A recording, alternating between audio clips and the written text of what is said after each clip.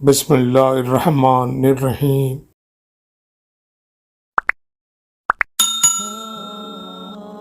حضرات، حدیث نمبر 349 سے 520 تک نماز کے احکام و مسائل بیان کیے گئے ہیں۔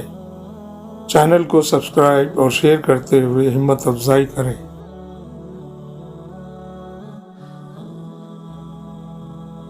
حدیث نمبر 366۔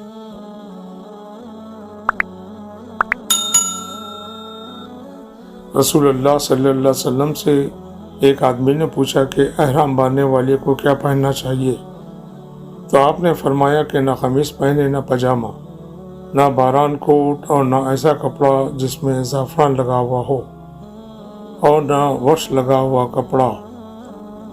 پھر اگر کسی شخص کو جوتیاں نہ ملے جن میں پاؤں کھلا رہتا ہو، وہ موزے کاٹ کر پہن لے تاکہ وہ ٹخنوں سے نیچے ہو جائیں۔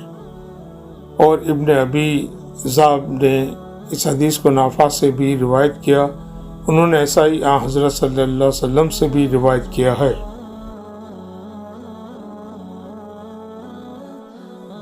حدیث نمبر 367۔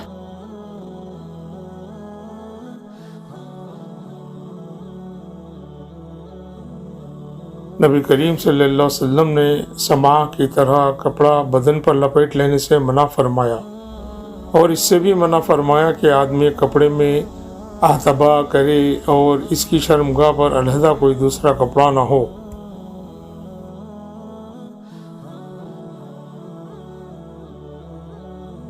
حدیث نمبر 368۔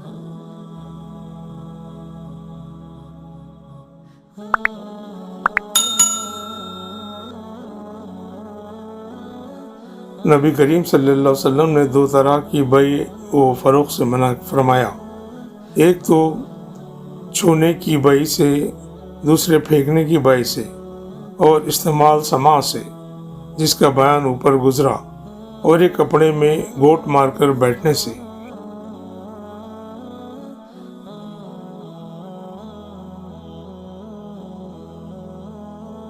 حدیث نمبر 369۔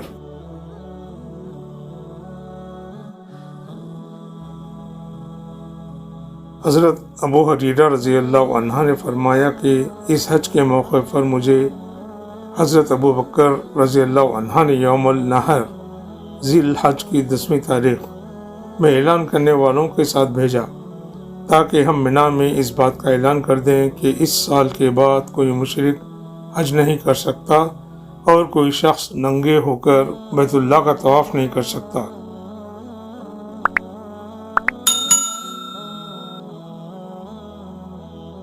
حدیث نمبر 369، حصہ 2۔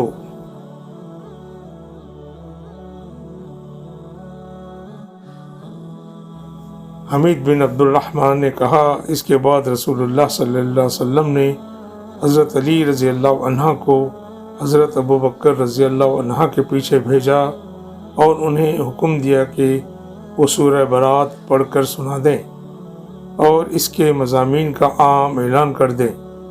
ابو ہریرہ رضی اللہ عنہ فرماتے ہیں کہ حضرت علی رضی اللہ عنہ نے ہمارے ساتھ نہر کے دن منا میں 10ویں تاریخ کو یہ سنایا کہ آج کے بعد کوئی مشرک نہ حج کر سکے گا، اور نہ بیت اللہ کا طواف کوئی شخص ننگے ہو کر کر سکے گا۔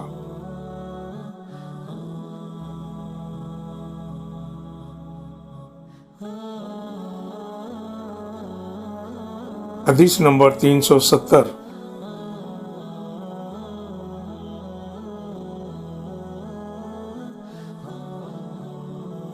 میں جابر بن عبداللہ انصاری کی خدمت میں حاضر ہوا، وہ ایک کپڑا اپنے بدن پر لپیٹے ہوئے نماز پڑھ رہے تھے، حالانکہ ان کی چادر الگ رکھی ہوئی تھی۔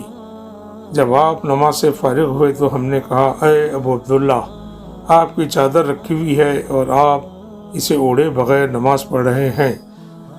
انہوں نے فرمایا، میں نے چاہا کہ تم جیسے جاہل لوگ مجھے اس طرح نماز پڑھتے دیکھ لیں۔ میں نے بھی نبی صلی اللہ علیہ وسلم کو اسی طرح ایک کپڑے میں نماز پڑھتے دیکھا تھا۔